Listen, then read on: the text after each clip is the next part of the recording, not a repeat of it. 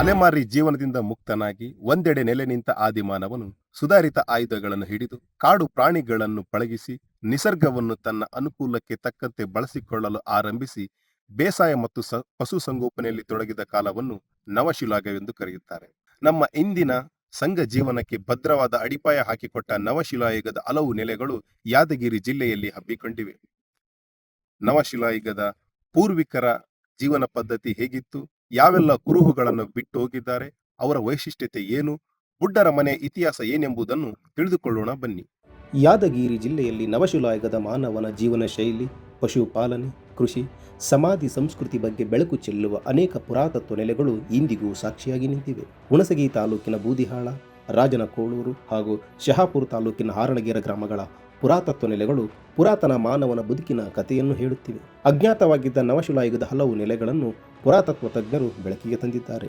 ಅವುಗಳಲ್ಲಿ ಹುಣಸಗಿ ತಾಲೂಕಿನ ಬೂದಿಹಾಳ ಮತ್ತು ಶಹಾಪುರ ತಾಲೂಕಿನ ಹಾರಣಗೇರದ ಬೂದಿದಿಬ್ಬಗಳು ಪುರಾತನ ಕಾಲದ ಮಾನವನ ಜೀವನದ ಸುಳಿವುಗಳನ್ನು ನೀಡುತ್ತವೆ. ರಾಜನಕೋಳೂರಿನ ಬುಡ್ಡರ ಮನೆಗಳು ಅಂದಿನ ಸಾಮಾಜಿಕ ಮತ್ತು ಆರ್ಥಿಕ ಬದಲಾವಣೆಯ ಕಥೆಯನ್ನು ಸಾರುತ್ತವೆ.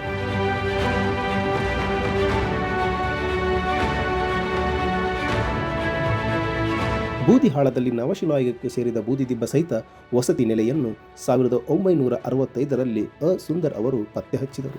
ಬಳಿಕ ಪುರಾತತ್ವಶಾಸ್ತ್ರಜ್ಞ ಕೆ ಪದ್ದಯ್ಯ ಅವರು 2 ದಶಕಗಳ ಕಾಲ ಉತ್ಖನನ ನಡೆಸಿ ಅಪರೂಪದ ಅವಶೇಷಗಳನ್ನು ಸಂಗ್ರಹಿಸಿದರು.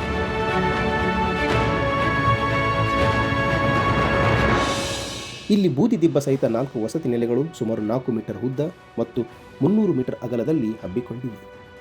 ಕುರಿ, ಮೇಕೆ, ಎಮ್ಮೆ ಸೇರಿದಂತೆ ಅನೇಕ ಜಾನುವಾರುಗಳನ್ನು ಸಾಕಲಾಗುತ್ತಿತ್ತು. ಕಲ್ಲು ಮತ್ತು ಮುಳ್ಳಿನ ಪದೆಗಳೊಂದಿಗೆ ಕೊಟ್ಟಿಗೆ ನಿರ್ಮಿಸಿ ರಕ್ಷಣಾ ಗೋಡೆಯನ್ನೂ ನಿರ್ಮಿಸಿದ್ದರು.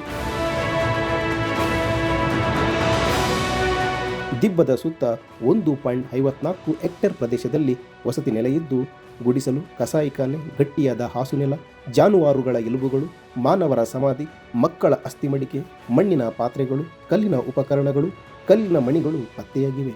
ಇದರಿಂದ ಅಂದಿನ ಮಾನವನ ಜೀವನ ಪದ್ಧತಿ ತಿಳಿದುಬರುತ್ತದೆ.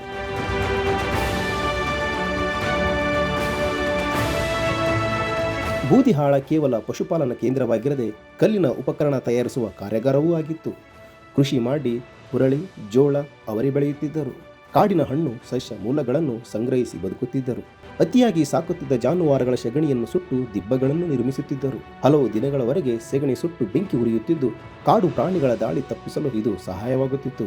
ಹೀಗೆ ಸುಟ್ಟ ಸೆಗಣಿಯೇ ಇಂದು ಬೂದಿ ದಿಬ್ಬಗಳಾಗಿ ಉಳಿದಿದೆ. ಆದರೆ ಅವು ಈಗ ನಿರ್ಲಕ್ಷ್ಯದಿಂದ ನಶಿಸುತ್ತಿವೆ.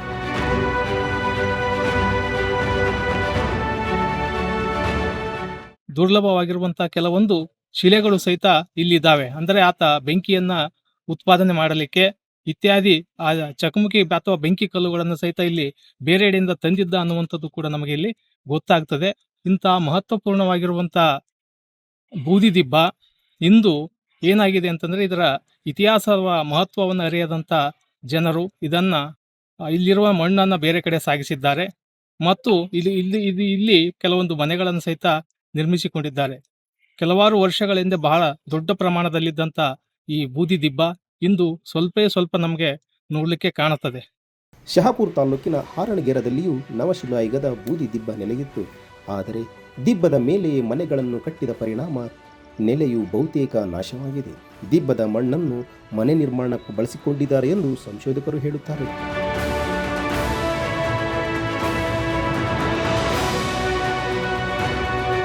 ರಾಜನಕೋಳೂರು ಗ್ರಾಮದಲ್ಲಿ ಸುಮಾರು 3,000 ವರ್ಷಗಳ ಹಿಂದಿನ ಬುಡ್ಡರ ಮನೆಗಳ ಸಮಾಧಿಗಳು ಪತ್ತೆಯಾಗಿವೆ. ಲೋಹಯುಗದಲ್ಲಿ ನಿರ್ಮಿಸಲಾದ ಈ ಸಮಾಧಿಗಳು ಮಾನವನ ಸಾಮಾಜಿಕ ಮತ್ತು ಆರ್ಥಿಕ ಬದಲಾವಣೆಯ ಸಾಕ್ಷಿಯಾಗಿದೆ. ಮರಣದ ನಂತರ ಆತ್ಮದ ಅಸ್ತಿತ್ವದಲ್ಲಿ ನಂಬಿಕೆ ಇಟ್ಟು ಈ ಸಮಾಧಿಗಳನ್ನು ನಿರ್ಮಿಸಲಾಗುತ್ತಿತ್ತು. ವಿಜ್ಞಾನಿಗಳು ಬಂದು ಏನು ಇಲ್ಲಿ ವೀಕ್ಷಣೆ ಮಾಡಿದಾಗ ಏನು ಗೊತ್ತಾಯ್ತು ಅಂದ್ರೆ ಇಲ್ಲಿ ಆದಿಮಾನವರು ವಾಸ ಮಾಡಿ ಅವರು ಸಮಾಧಿಗಳನ್ನು ಇಲ್ಲೇ ಹೂಳ್ಯಾರ ಅಂತೇಳಿ ಗೊತ್ತಾಯ್ತು. ಬಟ್ ಸಾಕಷ್ಟು ಸಲ ಬಂದು ಅಲ್ಲೆಲ್ಲ ನೋಡ್ಕೊಂಡು ಹೋಗ್ಯಾರ. ಈ ಸ್ಥಳ ಏನಾಗಿದೆ ಅಂದ್ರೆ ಎಲೆಮರೆ ಕಾಯಿ ಅಂತ ಆಗಿದೆ. ಯಾಕಂದ್ರೆ ನೋಡ್ತಾರ ಇದು ಇಂಥ ಸ್ಥಳಗಳು ಬೇರೆ ಕಡೆ ಸಿಗೋದಿಲ್ಲ. ಈ ಸ್ಥಳಗಳ ಅಭಿವೃದ್ಧಿನೇ ಆಗಿಲ್ಲ. ಯಾಕಂದ್ರೆ ಇನ್ನು ಮುಂದಿನ ದಿನಮಾನಗಳಲ್ಲಿ ಇವು ಅಭಿವೃದ್ಧಿ ಆಗಬೇಕು. ಮುಂದಿನ ಪೀಳಿಗೆಗಳಿಗೂ ಇವು ನೋಡಕ್ಕೆ ಒಂದು ಸಿಗ್ತೈತಿ. ಇದು ಹಿಂಗೆ ಹೋದ್ರೆ ನಶಿಸಿ ಹೋಗ್ತಾವ. ಈ ಸಮಾಧಿಗಳ ಆಕಾರ ವಿಭಿನ್ನವಾಗಿದ್ದು ಅತಿ ದೊಡ್ಡ ಸಮಾಧಿ 2 ಮೀಟರ್ ಉದ್ದ, 1.5 ಮೀಟರ್ ಅಗಲ ಮತ್ತು 1.5 ಮೀಟರ್ ಎತ್ತರ ಹೊಂದಿದ್ದರೆ ಅತಿ ಚಿಕ್ಕ ಸಮಾಧಿ 50 ಸೆಂಟಿಮೀಟರ್ ಗಾತ್ರದಲ್ಲಿದೆ. ದೂರದಿಂದ ನೋಡಿದರೆ ಪುಟ್ಟ ಮನೆಗಳಂತೆ ಕಾಣುತ್ತವೆ. ಬಹುತೇಕ ಸಮಾಧಿಗಳು ನಾಶವಾಗುವ ಹಂತದಲ್ಲಿದ್ದು ಯಾವುದೇ ಭದ್ರತೆ ಅಥವಾ ಸೌಕರ್ಯಗಳಿಲ್ಲ. ಮುಳ್ಳಿನ ಕಂಟಿಗಳಿಗೆ ಬೆಂಕಿ ಹಚ್ಚಿದ ಪರಿಣಾಮ ಸಮಾಧಿಗಳ ಕಲ್ಲುಗಳು ಕಪ್ಪಾಗಿವೆ. ವಿದೇಶಗಳಿಂದಲೂ ಅಧ್ಯಯನಕ್ಕೆ ಜನರು ಬರುತ್ತಿದ್ದರೂ ಸ್ಥಳೀಯ ಆಡಳಿತ ನಿರ್ಲಕ್ಷ್ಯ ತೋರುತ್ತಿದೆ ಎಂದು ಸ್ಥಳೀಯರು ಆರೋಪಿಸುತ್ತಾರೆ. ಸುಮಾರು ನಾನೇ ಸ್ವತಃ ನೋಡಿದಂಗೆ ಸುಮಾರು ಒಂದು 4-5 ಎಲುಬುಗಳಿದ್ವು. ಒಂದು ಸಣ್ಣದೇನು ಬಟ್ಟಲ್ ಟೈಪ್ ಒಂದು ಗುಳ್ಳಿ ಇತ್ತು. ಆ ಗುಳ್ಳಿಯನ್ನು ಕೂಡ ನಾ ಕಣ್ಣಾರೆ ನೋಡಿದ್ದೀನಿ. ಈಗ ಹುಡ್ರು ಅವರು ಎಲ್ಲ ಸೇರಿದಾಗ ಆ ಗುಳ್ಳಿ ನಡೆಯಕ್ಕೆ ರಿಸರ್ಚ್ ಮಾಡಿದಂಥ ಸ್ಥಳ ಕೂಡ ಸದ್ ನೋಡಕ್ಕೆ ಸಿಗೋದಿಲ್ಲ. ಯಾಕಂತ ಕೇಳಿದ್ರೆ ಬಾಜು ಕ್ಯಾನಲ್ ಹೋಗೋದ್ರಿಂದ ಆ ಗಡಿ ಕಿತ್ತೋಗಿ ಅಂತ.